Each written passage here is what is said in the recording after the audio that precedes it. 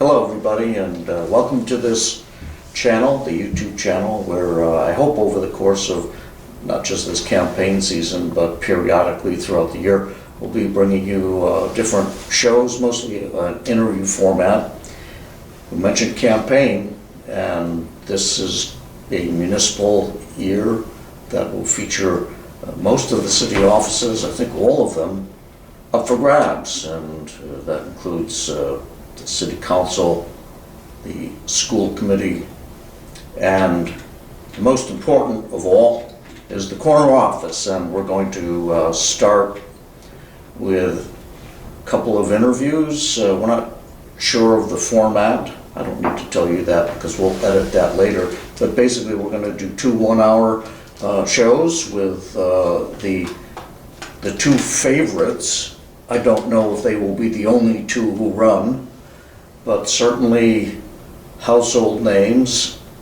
And I would give our guest today, City Council President, longtime Councilor Peter Marchetti, the nod of, I think, having the most recognizable name of the two, Peter Marchetti, and we'll be talking as well today with John Kroll. And Peter, first of all, thanks for joining us. Thanks for inviting me. I think any opportunity that we can have during this campaign to share our views and let people know updates of the campaign or what's happening and put the platform and issues out there is a good thing. Yeah, and that's going to be our intention too, not just on these YouTube shows, but also on the planet, to allow the voters to have a say, but certainly the candidates, and provide a video and a print, if you will, in cyberspace format for you guys to do that. So let me start by asking you the Ted Kennedy question. You ran against Dan Bianchi, you lost. Most people thought that was a race that was yours to win. It didn't turn out that way, but in any case, why are you doing it at this point in time? So I think after 2011, and I made it pretty clear to the voters that I would be back at some point in time. I've had a vision for One Pittsfield and to bring the community together, and I took a couple years off after the 2011 campaign, came back and have spent 8 years on the city council, and now the time has come for my life that I have a milestone of 35 years at the Pittsfield Cooperative Bank coming up the beginning of next month, and it's an opportunity to put all of the things that I think I can put into place to make Pittsfield a better place. And we're going to talk on and on about the campaign, and I think the campaign is going to come down to 3 or 4 qualities that the candidates will possess, and I think that my experience, my leadership, my dedication are of the top 3 qualities that are there. But I think number 4, over the years, and I think sometimes people will say this is a good thing or a bad thing, but I believe I'm a collaborator, and I believe I can bring people together. And there have been times where we have needed to bring people together in order to get something passed, and I've been the guy that's been able to go out and have a conversation and say, we all agree that we need a new fire truck, Mayor Roberto. Why are you not putting it forward just because it wasn't your idea? You mentioned collaborator, and I'm of the view that that's the only way politics can work. I think back to Ronald Reagan and the great Tip O'Neill here in Massachusetts, who went loggerheads.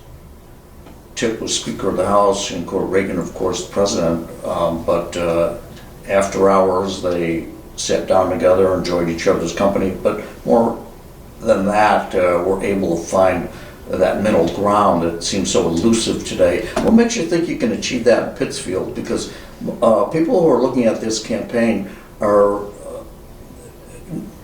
know, I think, without knowing until it actually happens, that this is going to be a campaign with a lot of fireworks between the 2 major rival camps, yours and John Kroll's. So I think that I have a track record of a variety of votes that we will discuss during the campaign, where I was able to bring people together successfully. I think as I look back over the last 8 years and the other 8 years of my council service, communication plays a key role. And communication is a really, really big piece on a whole host of issues. And I think first and foremost, I think back to the days of Sarah Hathaway as mayor, who had a weekly TV show or a bi-weekly TV show on PCTV. Hi folks, I'm just checking in. This is on the agenda tonight. This is what we're talking about. I think that went a long way in the eyes of the voters because they were being informed. And I think there are times that it's not just because it's a city council meeting, but you need to go to the people. I think the other piece is, and we can talk about this, but the whole bike lane We will talk about fiasco that's out there. Yeah. I look at it from the perspective of why is it all or nothing, right? Why do we need a ballot question? Why can't the elected officials actually sit down and say, how can you create something that A, is safe, and B, works for all parties? Do you think North Street could be safe without bike lanes? So I think North Street can be good with or without bike lanes. Let's talk about that referendum, because I'm glad you brought that up. I was going to do it later, but it's on the table now. Councilor Kalinowski introduced a measure that was approved that when it came to a vote, it was a 6-4 vote in favor. Councilor Persip was not present. He would have voted against. And it was actually a 5-4 vote. 5-4 Councilor vote. Persip and Mafuccio. Oh, yes, good, thank you. Tony was not there. And Councilor Conant was the decider, basically, and he sided with the question. It was sent to the city solicitor as the procedure for a ballot question to kind of fashion it in legal language. And here's what bothers people. Kalinowski made it clear that she wanted this to be about the bike lanes. There was no question, at least I had no question about the intent of the measure that was passed. And then it went to the city solicitor, who sent it back reworded and asked for, do you want North Street to revert to 4 lanes? That's a totally different question.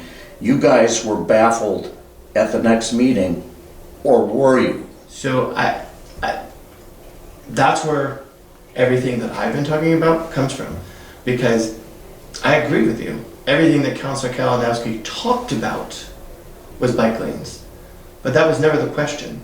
It was the question that she set in. It was the question until Councilor Warren made an amendment that she agreed to. And what got sent to the city solicitor was returning North Street to 4 lanes. And that's what was sent. So when it came back to us, it came back with returning North Street to 4 lanes, and the yes or no verbiage had bike lane conversation in it. So, well, I think she agreed to Warren's amendment just to get this maybe in the works. But maybe. But it came back differently. But what got referred to the solicitor was a question that was going to return North Street to 4 lanes. Had nothing to do with bike lanes. What was the vote on the Warren's amendment? Do you recall? Was it close or? I actually think it was almost unanimous. Okay. Yeah. But I don't remember that. Talking with people on the 5 side of that vote, it was what I heard anyways. I'm not speaking for Councilor Kalinowski, but basically she just wanted something to get in. Elated that the first one sort of passed, Well, but the first one passed with an amendment. And so this is my concern, and I've kind of alluded to 2001 in the stadium, because the civic authority. Well, exactly. But which caused a civil war in Pittsfield. But when you saw signs, you didn't say vote for the civic authority or vote against the civic authority. You saw vote for a stadium or not vote for a stadium, and it was all about a stadium. And where the no votes were concerned is they didn't want a civic authority that provided all kinds of power to a group of people that we didn't know. Yeah. And so at this stage of the game, although people want to keep saying it's pretty clear, if you put a ballot question on there, which is what is there now, that says, do you want to return North Street to 4 lanes? A yes vote means return it to 4 lanes, a no vote means leave it the same. Is there any way to, first of all, is that going to be on the ballot? We'll find out after the city council meeting on March 28th, tonight. Gaze into the future, Peter, and use your crystal ball or whatever magic you have. Give us the vote. I don't know. Yes, you do. I don't know. I honestly don't know. Well, I will give the vote. So- It's going to be shot down 7-4. Let's say Tony Mafuccio is there. Maybe 8-3. I don't know. Well, so I am saying I don't know because Councilor Mafuccio has not attended a meeting in some time. I don't know if he's going to return for tonight's meeting or not. And I also know that Councilor Conant has had surgery and he's not going to be there. So I'm not making any predictions because an 8-3 or 7-4 vote Fair can't enough. happen because there's only 9 of us. And I think It's a quorum, and that just needs a it's simple quorum. majority Needs for a the simple people. majority. Yeah, it needs a simple majority. But I also think, so it depends on what happens to the form of the question. Because I think when it had bike lanes in it, it passed. Or when they thought it was bike lanes, then they made an amendment, then we sent it off to the solicitor. And I will take the responsibility of confusing people because the way that I said it at the meeting Yeah. was it will come back for a second vote. You looked mighty confused at the meeting. But I said it would come back for a second vote, and then all of a sudden, no, it doesn't have to because it's Yes. only the question. And so I'll stand by what I've said. Yeah. Because if you have a ballot question, but you don't know what the summary is, Well, it goes back if- to your point about communication. Exactly. If you were a city councilor, would you want to vote on a ballot question and then let someone else come up with a summary and have no debate on what that summary says? Gosh, I don't know, I've never entertained the fantasy of becoming a city councilor, but, yeah. But what I'm saying, Grant the point. right? And so, without exactly knowing what's going to be on the ballot, I'm not voting for it, right? And I think, Well, I would do the same. depending upon, so if the question is return North Street to 4 lanes, I think it fails. Because people think that North Street is safer with 2 lanes. Now, I think there's a whole mess of work that needs to be done because it does slow down traffic, which is a good thing from a safety standpoint. But it may be a bad thing for trying to retain people or, bring people downtown. You know what the counterpoint is to slowing traffic? It has slowed traffic down to almost making it impossible to get from Park Square to Columbus Avenue. Correct. And so therefore, some work needs to be done with the lights so that the timing works. Some stuff needs to be done. The other thing, and so the other piece to look at is, do you scare people away from North Street entirely? Sure. Which is a bad thing. So I think the present arrangement is doing that. Would you agree? At least give me that. I'm not 100% on that page. I think Have you talked to business owners? I have talked to some. I believe that there's a ton more issues that are happening in our downtown That is causing. that is causing more of the effect. But the hot button issue is bike lanes. Let me get back to. So that's there. And we are taping this, as Pete said, on March the 28th. That council meeting is tonight, and we will be airing this footage along with John Kroll's sometime after March 28th and before April 3rd. But Pete, I want to ask you, you surely know how you're going to vote on this. What are you going to vote on? Let the people decide 4 lanes or keep it off the ballot? So since I think the intent is about bike lanes, I'm going to vote to keep it off the ballot. Well, Peter, you just said we have to vote for the question that's there. It So I'm says voting 4. no. Okay, you're voting no. Fair enough. The council will act as it will. You referred to a host of other problems that are affecting downtown. And your letter sent out to supporters mentions a host of them: crime, homeless issues, drug issues, and you use the phrase that hold our city captive. The city government in Pittsfield is set up as a co-governorship in effect. The mayor has power, the council has checks. And the wording, at least as I do it, says that, you're co-governors. It doesn't use that phrase, but in effect you are. you have been on the council 16 years, you've been 8 years back now since your break, and you have served as council president. How much of that responsibility of allowing North Street to become captive to these problems falls on you for not pushing back against these things that sort of crept into the city in the meantime? Would you take responsibility? Sure. What could you have done differently? Well, so I think that these issues that I've raised in my letter and as the campaign goes on that we're going to expand upon, these are not unique circumstances to the city of Pittsfield. And the city of Pittsfield, with limited resources, has begun some attempts to work.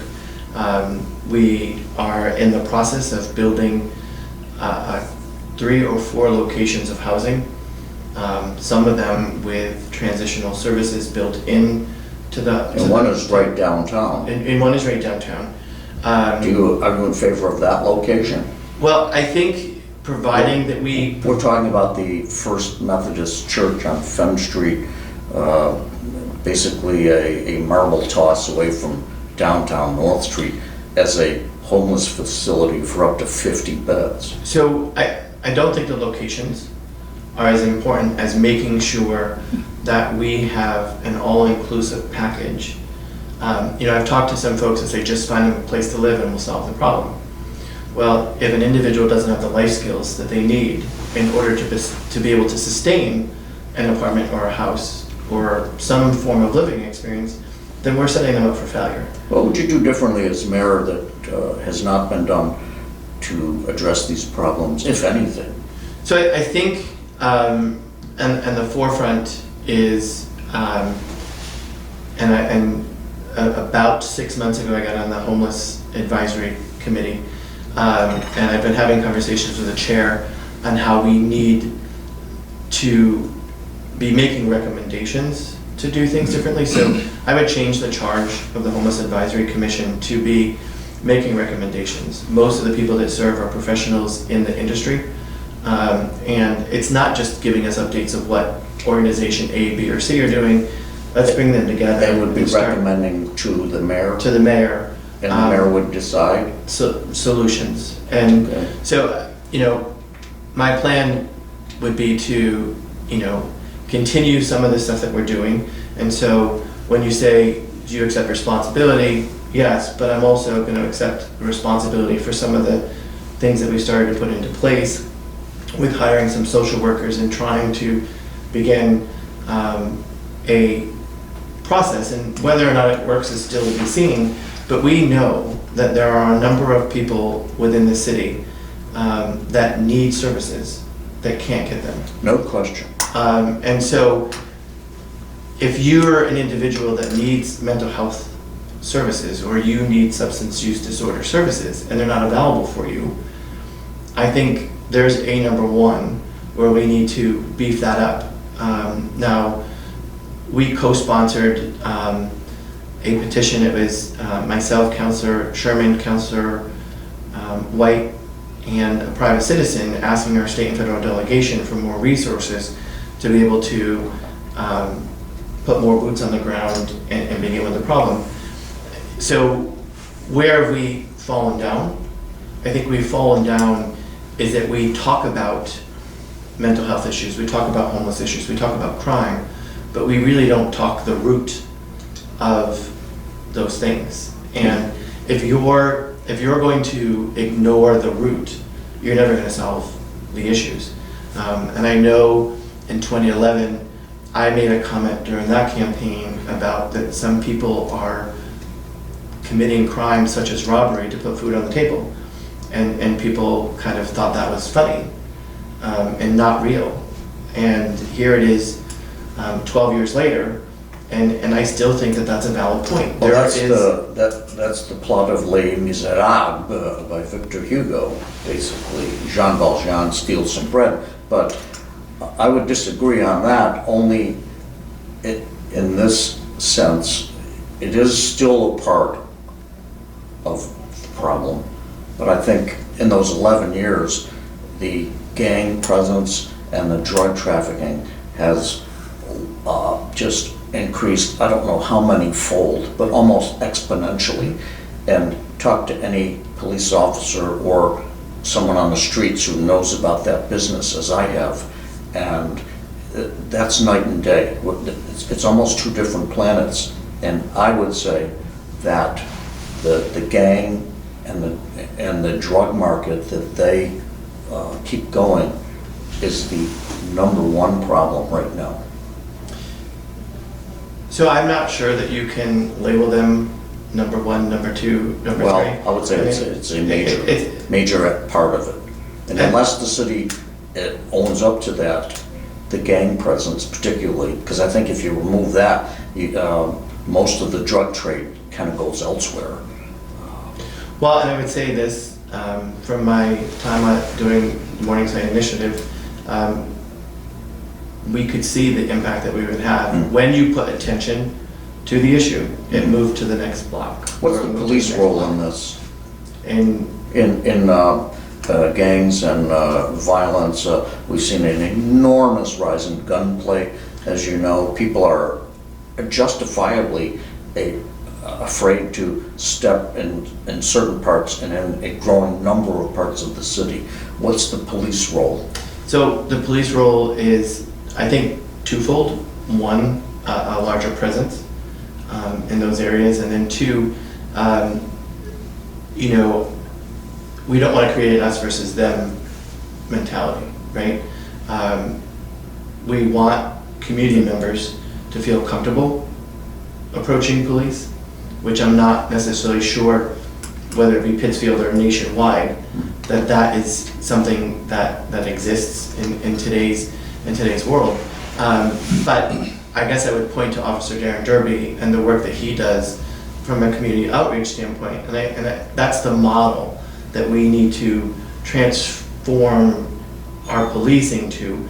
I know defund police is a really popular word. You're not going there, are you? I'm not going there. Thank you. And so what does it mean, right? Yeah. So we eliminate all policing. You mentioned more, not effort, but greater effort from the police. Would you be adding to the force, hiring new police? Well, so it's hard to commit to adding to the force when we can't get the force up to the complement of members that it What do we have should now, have. 70 something? We're, I think it's 99 total. So that includes, every rank and file. But we need to be able to bring more on, and also, I think, transform what we do. Was your letter the one that mentioned fewer chiefs and more Indians, or did I get that somewhere else? And if so, if I got it somewhere else, would you agree with that? With not the numbers concerning personnel of the police, but the way that the numbers are employed? Too many chiefs saying there's too many administrators and desk jobs and things like that. So I don't think that came from my letter. My letter may have said we need to work harder, not smarter. Okay. But I think from a police staffing setup, if we had the correct number of officers, I think there's some positions to be added in the social worker field, in the first responder field. And I think we need to transform a couple more Darren Derby type positions to put out to the community. Who leads that effort? Is that the police chief that does that? Would the mayor step in and say, look, we need more of this? And would that not create an issue with the non-Darren Derbys? So, I think we're in a perfect position. We will be appointing a new police chief, and the current mayor has made it pretty clear that she will allow her successor that ability to appoint that person. And so I think through that process, you'll be able to... Are you okay with Chief Wynn appointing his successor? No. Would you change that policy if you win the corner office? Well, so he's not going to be able to appoint his successor because it's a civil service position. The mayor has to appoint it now. Will there be a new chief in place come January inauguration day? There probably will still be the interim chief come January of 2024. So that if you win, that would fall upon you? Correct. Would you go inside or outside? Would you go far and wide or keep it to the usual suspects?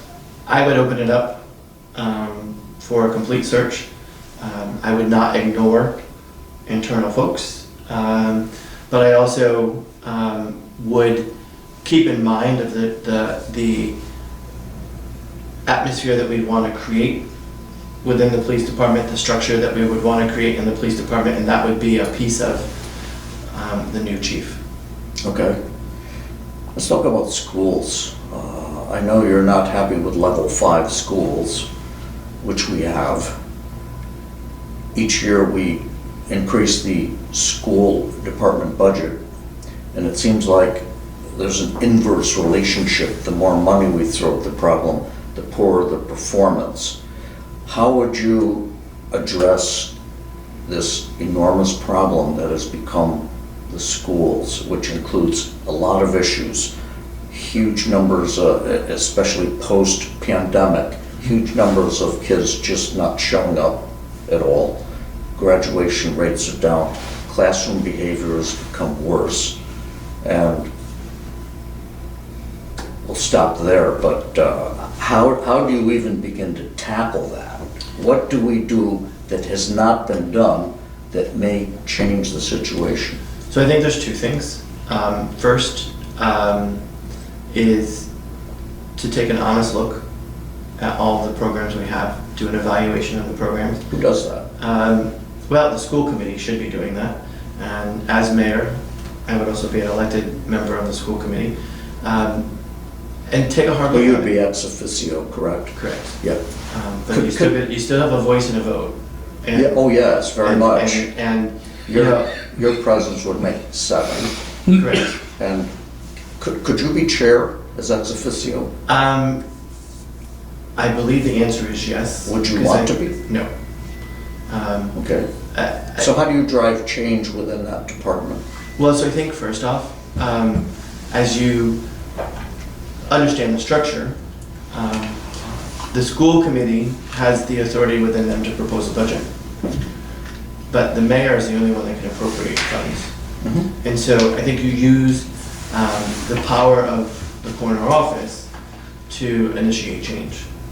What would you do And so with that power?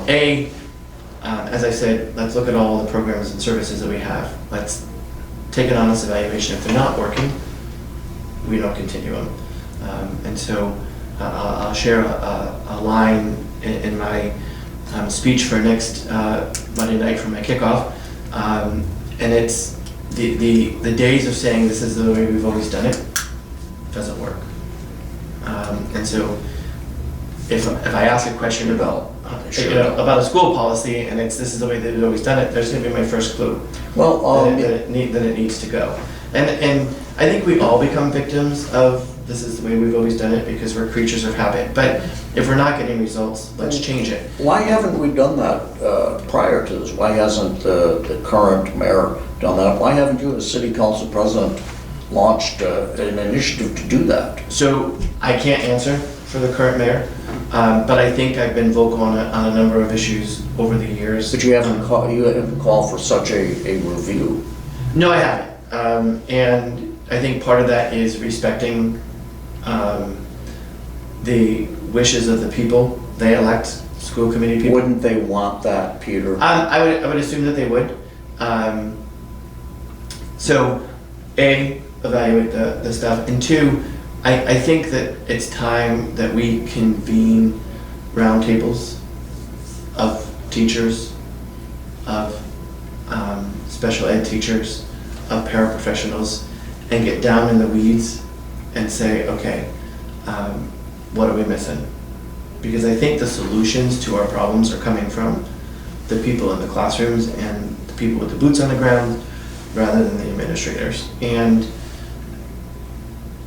if we continue to just throw money after money after money, and I think that this budget season will be telling, because we already see a large increase request coming from the school committee. I think it's something like 8%, and so and Is that unrealistic? I think it's unrealistic. How about flat funding? So Would you support flat funding and maybe employ those resources in a better way after the review you just mentioned is conducted? More for less? More for less, but I'm also just not going to cut something to cut something. So I would say let's understand the ramifications. If we're adding positions within this budget, why? And then is it sustainable? Because I think we've seen over time, when we find ourselves in a position where cash flow is flowing, we add. But 2 or 3 years later, when it's crunch time, we cut. You're addressing the growth of government. And so why are we, if we're adding positions that we need, why are we not finding a way to fund them long term? And if that's not possible, but we know that we're adding something for today that can't be there for tomorrow, then if we really need this, what else can go in its place to be able to keep this? And I think, from an education standpoint, as you kind of suggested, attendance is at an all-time low. There's all kinds of other issues. Well, if we do a comparison of a family today compared to a family of 20 years ago, there's a huge difference. Well, that goes back to the point we made about those 11 years of difference in gang presence, drug Correct. use, gun. But I think It's different worlds. right. And so how does government fix a family? And I'm not sure that we can. Can't be done. I'm sure it can't be done. And so then the question becomes, how does government compensate for the changes, over the years? And Would you agree so- that's asking government to do something it cannot do, and we're asking teachers, and I would push back a bit on your comment on you don't see it being an administrative problem, it's boots on the ground, which I interpreted, correct me if I'm wrong, but as a dig against teachers. No, not at all. But- It was but I actually a just- compliment to teachers, where they're the ones. What are those boots on the ground then, if it's not the administrators? Well, the boots on the ground are the teachers that know Well, you just, that know the changes, hence the roundtable with those people with the boots on the ground, to get the answers from them of what the problems are and what we need to fix. It's not the person sitting on Mercer School Building that knows those changes. when. So it's not a dig at teachers at all. It's enlisting them, because they're the folks in the weeds that know what's going The on. morale is pretty low. Do you think you can get buy-in from the teachers without a bribe, using the word loosely, of an enhanced contract? I think they're all. sweeteners? I think they're all looking for that. I think they're all looking for someone to acknowledge them. If that's the issues. case, you will get massive buy-in. That would be my interpretation of. I've talked to a number of teachers. As I think you can make this case across the board, whether it was COVID or pre-COVID or what, I think most people in general feel that they're being not heard. Yes, And total agreement. if you create an atmosphere and you change your communication style and you go in it with a collaborative attitude, folks, I think, will buy in. Well, let me give Now- you a specific nuts and bolts example of the fact that people feel that they are not being heard.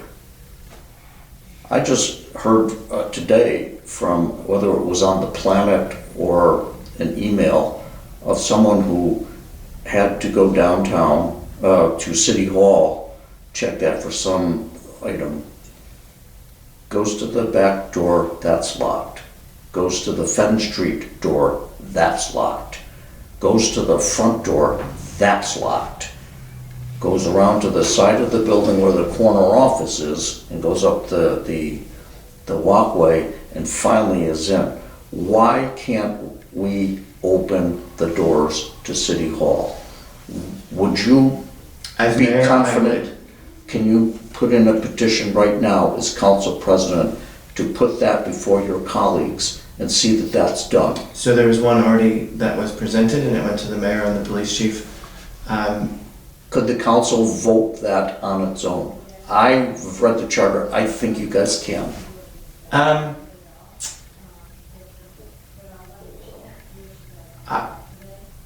don't agree. And I don't agree because I think the day-to-day operations of the city and City Hall. Are you happy is with the 3 doors on responsibility. No, I'm not Fort happy. And that's why I just said, as mayor, I would open the doors. How could we change it right now in your position? I guess start to have a conversation with the mayor and the police chief. I mean, Would you if do the- that for Sure. folks? I mean, if the answer is security, just by having one door open, it's no more secure. Because there's no one at the door. Of course. You have to, So if- you have to enter the building, I mean, somehow. If it's security, there's nothing there. So what difference does it make if you come in one door, 7? Yeah, absolutely. But it makes a difference only in this, though, that, it sends them a subtle message.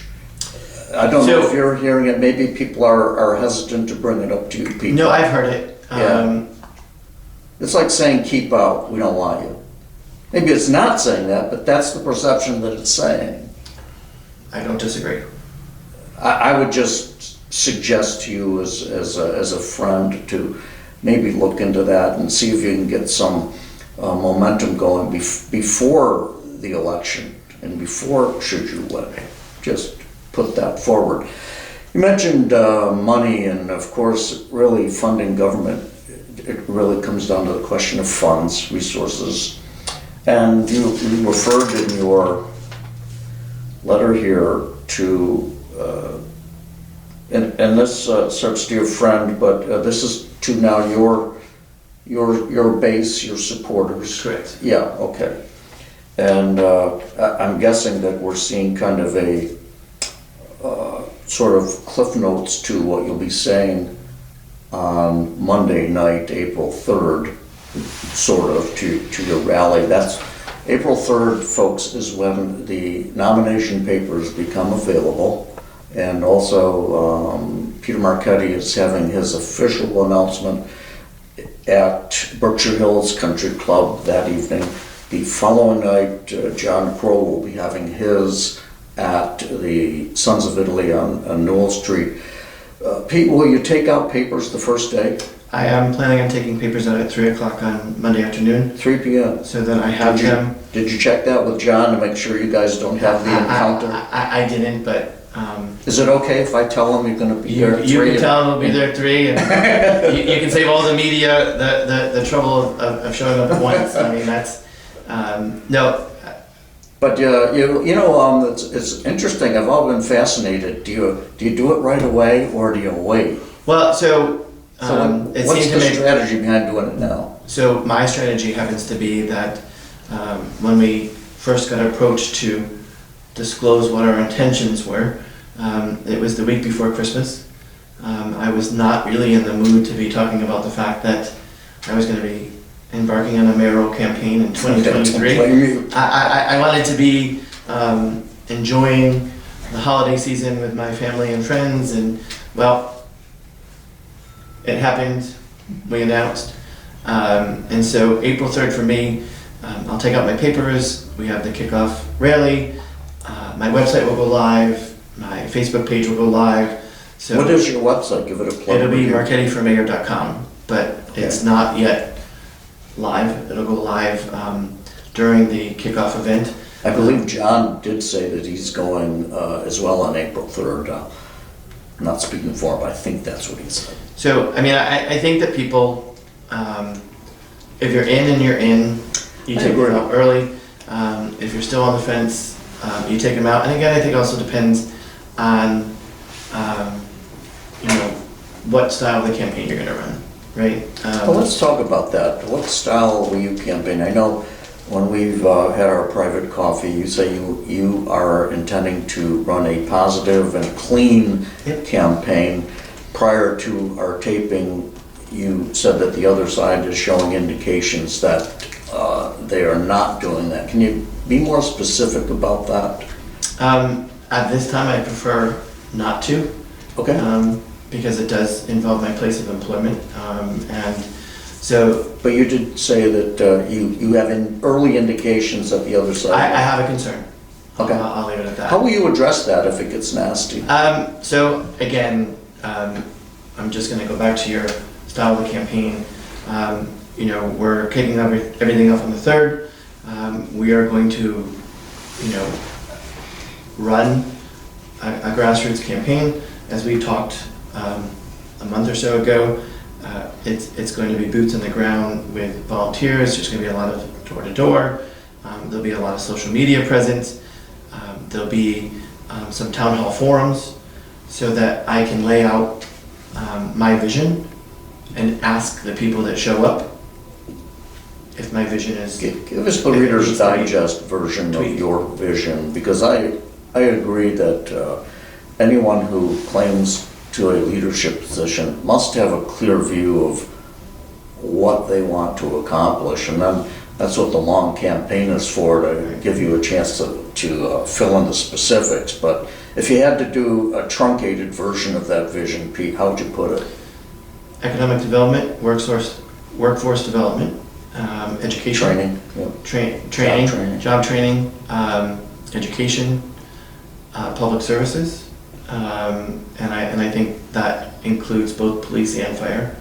And you know, what form of policing do we want to see in the future? Trying to dig down deep into the mental health, substance abuse order issues to see how much of that we can eliminate. And you know, crime is a focus, a major focus. But I think that all these... It's no longer the aberration that Sarah Hathaway said it was. But I think in each of these... Would you agree? I would agree. Yeah. I think in each of these things, though, we have to go at it from a solution-oriented approach. You don't think that's been done? For example, I wanted to get to your relationship with Mayor Linda Tyre. Will you be seeking her endorsement? Anybody is free to endorse me that wishes. Would you go after her endorsement? I'm not really going to go after anyone's endorsements. The endorsements that will you matter accept to it if me, she offers? Sure. Okay. I'll accept anyone's endorsement. You want to endorse me right now? Yeah. I'll take your endorsement, Dan. I endorse Peter Marchetti right now. I'm going to do the same for John, too. Of course. I'm acting like a politician now, right? And so the fun part about Tell this them what they want to hear. This was a conversation, and Yeah. you know, I think this interview, compared to the first interview that I dealt with you in 1999 with Peter Arlo sitting next to me, there's no sweat on these brows. There's no sweat on these brows. I actually walked in the door and said I forgot my ice pack, so don't make the hot seat too hot. Yeah. Well, you know, we turned it down like as low as it goes. So I go all the way back to the campaign starts. I go all the way back to the '99 Dan Valenti days, and hey, it is what it is. Well, I remember the first time we did an interview was '97. No.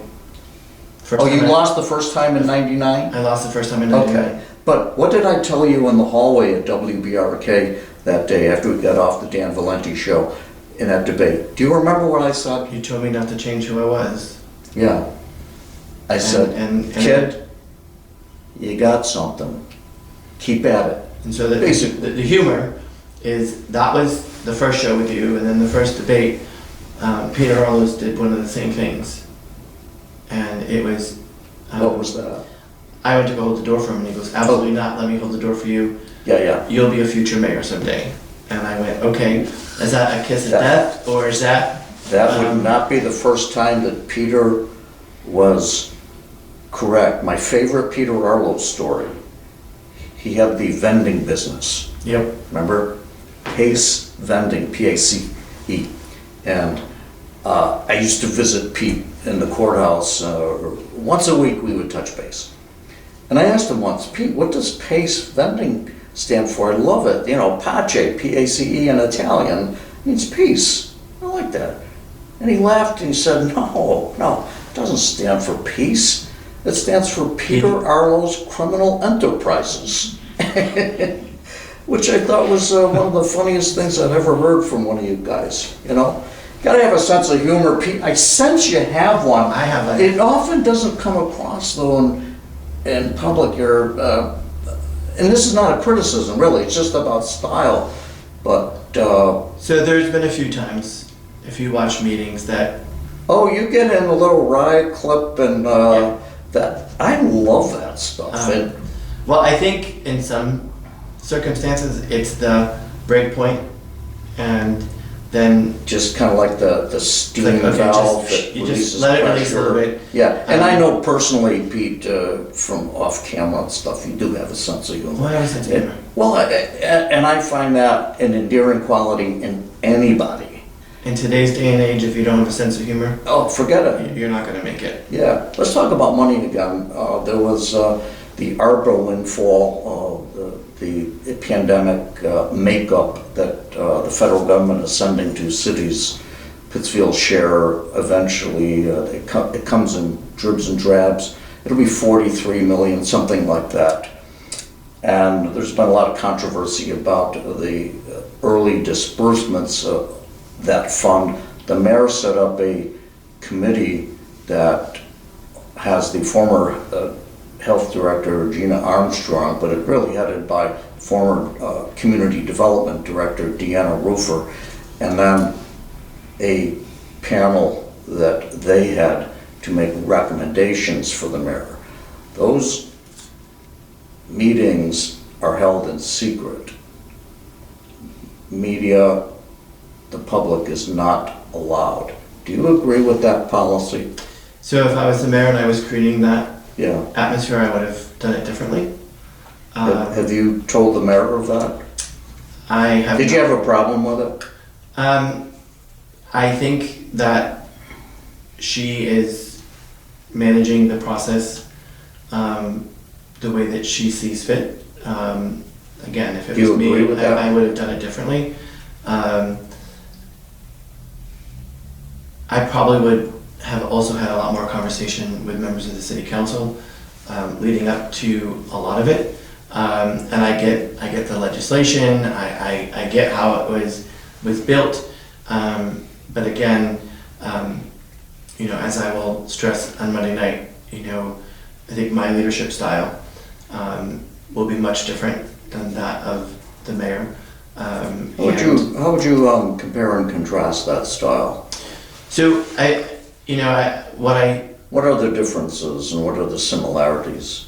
So I think the similarities are is that we both feel that we've been elected to do a job, and we put our head down and do the job. I don't think either one of us are big backslappers and, hey, look at me, this is what I did today. I don't think any of us have that style, and in comparison, if you look at how Jim Roberto governed, he was really good at communicating to the public and saying, this is what I've done. So I think that I would bring a combination of Jim Roberto and public awareness of what I'm doing.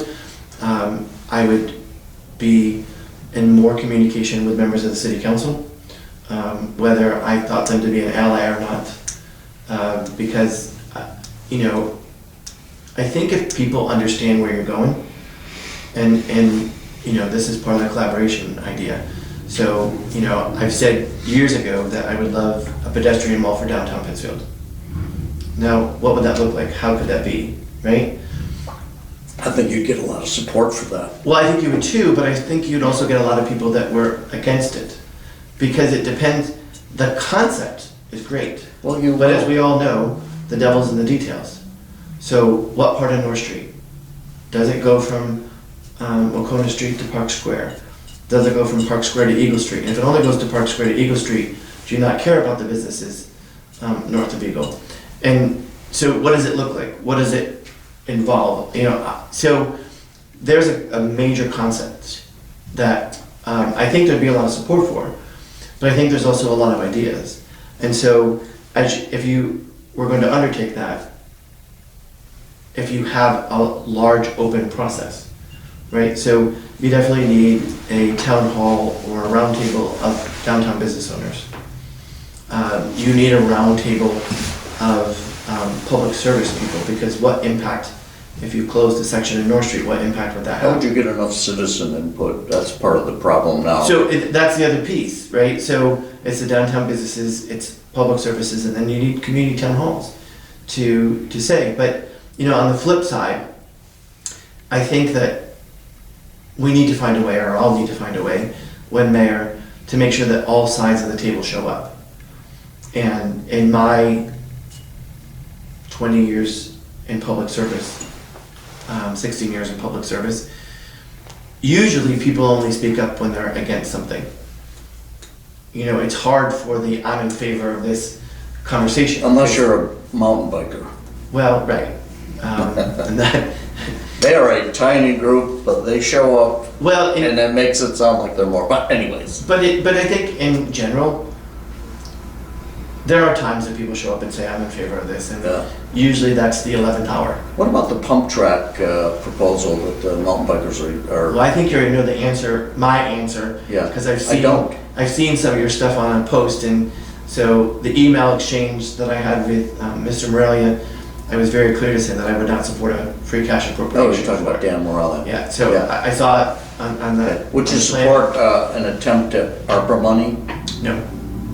Okay. I think the Glad to agreement, have you on the record for that. the agreement was that they were gonna They fund would their fund own. it, yeah. Let's talk about, and it's always in every campaign, one of the third rails, the bedraggled taxpayer on the planet. We call them Mary Jane and Joe Kapansky. And the Kapanskys are those people, maybe blue collar, they hold down jobs, they own a house, they pay property taxes on time, they keep their lawn mowed and their houses clean, and they feel left out of the process, and they feel that they are being taxed too high, that government spending is out of control, that there has not been enough tightening of the belt, and that somewhere along the line, someone will come and give them genuine relief. What do you say to the Kapanskys on the question of taxes? So. They want to hear. I would say this, because I think anyone that takes a read my lips, no new taxes pledge has shown their true colors post an election. So what I would say is that, and I allude to it in the letter and will continue to allude to a variety of things. I think there are a number of things that we do from a government standpoint that we can tighten our belts and make it a more efficient process, therefore costing less money. Have you thought about specific cuts that you might look at? Or is it too early to really go there? So I think one of the conversations that I will bring up pretty early on in my administration, if we haven't already solved it, is trash collection, right? And I think what we really need to do is, and hopefully through the campaign and town halls, there'll be lots of Mary Jane and John Karpanskys at the town halls. That's what we want. You know, engaging in the conversations to let's prioritize what we want, right? So everything seems to come with a season. You know, we had a really bad snowstorm and we didn't plow well. And that was a concern because, you know, we need to plow. We're now approaching pothole season and, you know, we need to fill potholes. It's springtime. Everybody wants their road repaved. Roads and snow. Roads and snow. And, you know, in the last 2 weeks, I've probably got at least 30 emails that say, please put my road on the list. Well, again, big picture, if we were to take care of every road for Mary Jane and John Karpansky, what's that cost? And that's your tax dollars at work. Yeah. So I Can't think, do everything for everybody. well, but I think the bigger question is, how do you instill in those folks that their money is being spent wisely, and that they understand what their money is being spent on. And I would make the argument that they feel that they're being overtaxed because they have no idea where their tax dollars are going. I don't think they truly, because we haven't put it out there. So you're saying if we communicate, or if you communicate to the Kapanskis what their tax dollars are buying, they will feel that they are equitably taxed? I don't think that they may do that, but then they also would have the opportunity to say what goes, right? Big Do you think picture. our business rates are too high? I mean, I hear this from, and it's not just Pittsfield, it's Massachusetts in general. We have the reputation in the business community of being very unfriendly with respect to taxes. We are very much at the top of the scale, and it's too high. The offset, though, is if you reduce it off the businesses, who picks up the burden, Yeah, right? And so, usually it's the Kapanskis. correct. And so, we talk about all of these things, and I talk about the fact that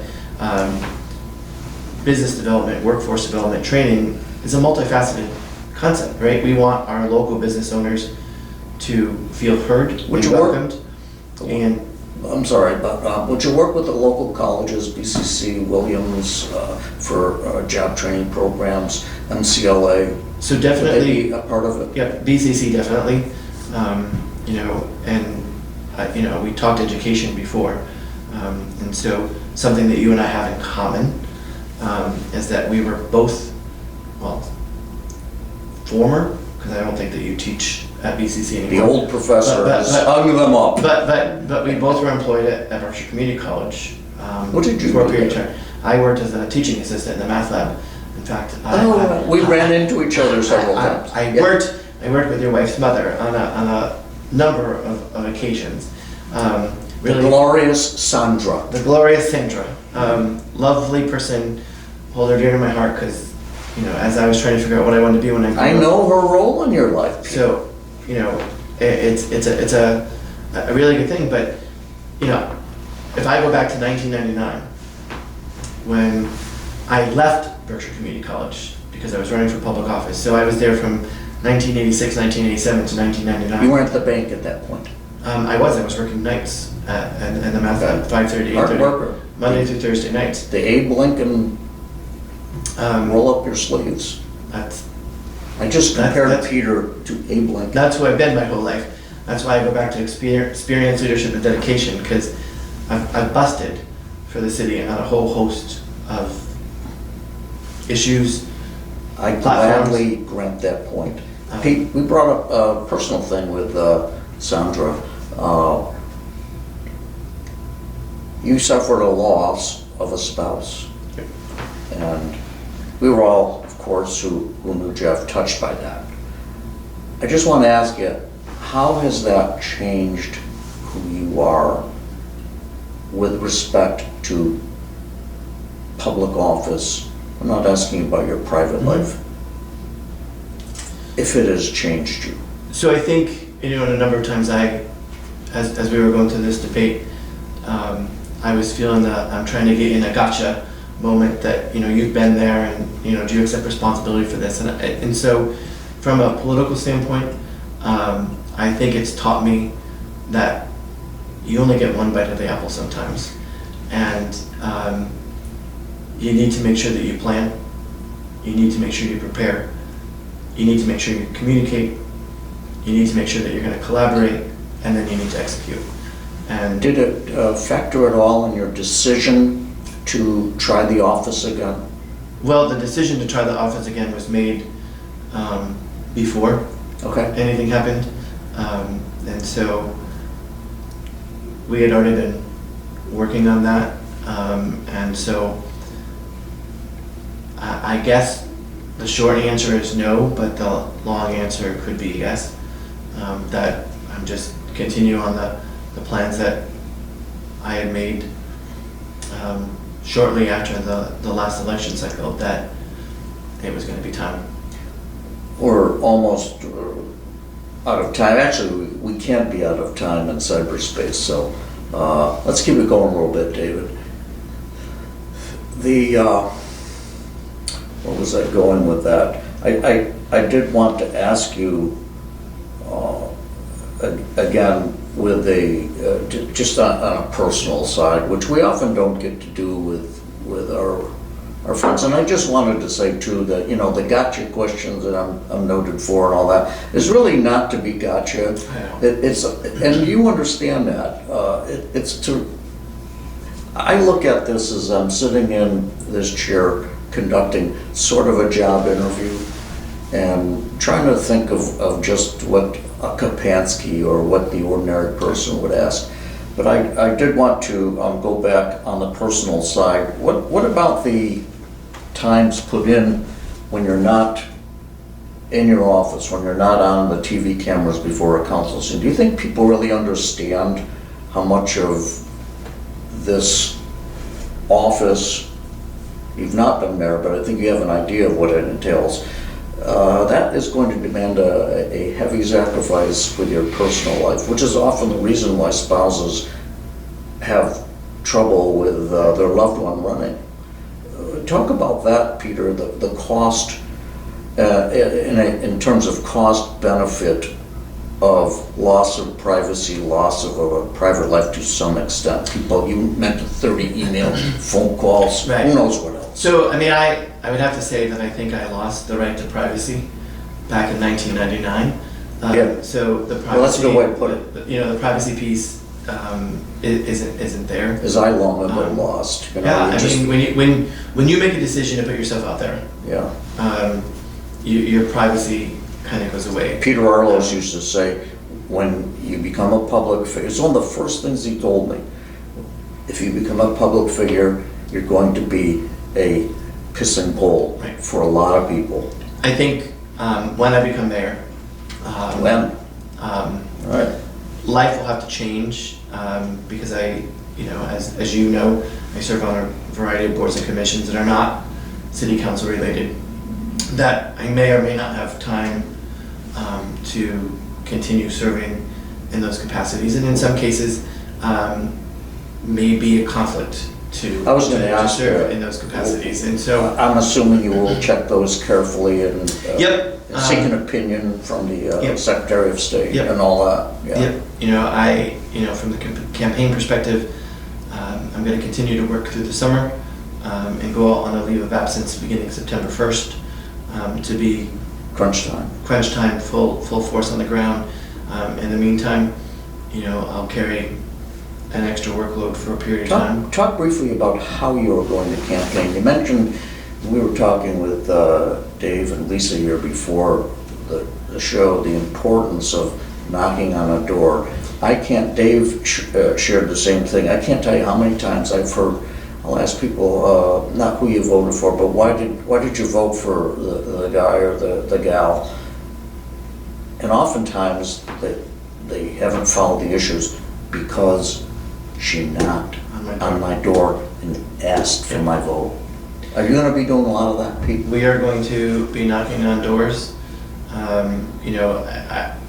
In some sense, I think a campaign is a campaign, so there'll be phone banking, there'll be door knocking, there'll be canvassing. As I said, I want to set up some town halls.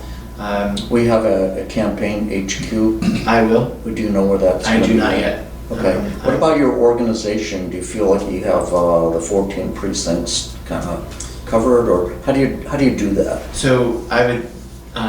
We just re-engaged, the committee that I've had. I think most people, or at least some of my colleagues on the council, say we envy you for the campaign committee that you have. So I'm confident that we'll be able to nail down the 7 wards, the 14 precincts. Come election day, we'll have people standing at the polls. I'm confident that those things will happen like they've always happened in the past. And door-to-door, phone banking, town halls. I think town halls are going to be the most important thing because I think we all think. How many do you think you would? I'm going to try to do 5 in there'll be 1 on economic development and workforce development. When would the first one be? Do you know? Not a date, but approximately. Probably August. Okay, so kind of later on. Later on. What about debates? Will you commit to as many debates as are asked? So I will commit to debates that fit in the schedule. Okay. you know, and just, Would you be open to a Lincoln Douglas type thing with you? And let's presume, I'm not saying, but let's presume that it's going to be you and John Kroll. Maybe once a week, you sit down once every other week, and you just to allow people to see the development of the respective campaigns in terms of their opponent. so if it fits in a schedule, sure. Okay. But I'm not gonna. I'm not asking you to commit, I'm but not would you gonna be open to that if it works? Sure. I mean, Something- I can remember, And I'm talking something informal. sure. Yep, just a conversation, just like we're having now. Yep. I think would be helpful. It's not been done. Just something I think would be a great help to. It will to all voters. depend on timing, because I know as the campaign really, You're gonna be a busy guy. heats up, to be able to say, okay, I'm putting out an hour a day or an hour a week for something. But we will be flexible. Well, Peter Marchetti, my good friend, we are glad to see you doing this. We already got my endorsement. Right. And we give you one last chance to look into that camera and leave a final word to the Kapanskis. So I would just say to the folks out there that are unsure of where we are, follow the campaign. I think we'll be open and transparent. As I said, everything will kick off on April 3rd, so the Facebook page, the website, everything goes live. And I ask you to follow the campaign and ask for your vote on November 7th. There you go. And that will wrap up this interview. We have John Kroll also on tap to sit down with us, try to keep everything above board and equal. Pete, we enjoyed the talk. We will be seeing each other many times between now and November, I'm sure. I'm sure. And we wish you the best of luck, my friend. Thank you. You bet. Thanks. So long, everybody.